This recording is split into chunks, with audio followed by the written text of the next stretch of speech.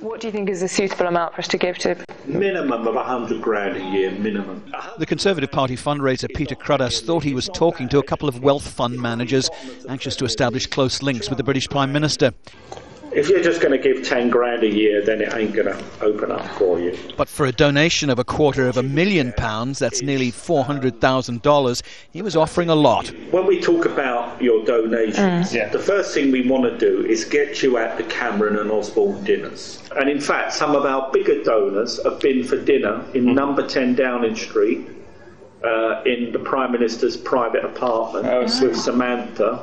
There were 8 people there, 4 couples and the Prime Minister. Peter Cruddas resigned almost immediately. I deeply regret any impression of impropriety arising from my bluster in the conversation. Clearly there's no question of donors being able to influence policy or gain undue access to politicians. Similarly, I've never knowingly even met anyone from the Number 10 policy unit, but in order to make that clear beyond doubt, I have regrettably decided to resign with immediate effect. The British Prime Minister David Cameron, taking part in a charity run, made it clear where he stood on this potentially damaging affair.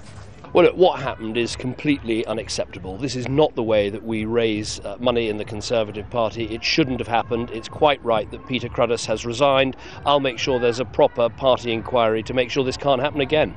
It looks to me as though David Cameron, George Osborne have been thinking they could be above the law, beyond reproach, just listening only to those people who could afford to pay. That's not right, it's not fair, and it shows why they've been so out of touch in their decision making. The opposition Labour Party will be quick to seize on this cash for access affair, and it'll want some answers. Just how many of these exclusive dinners were hosted by the Prime Minister? Who was in attendance? And crucially, perhaps, what was discussed? Peter Sharp, Al Jazeera, London.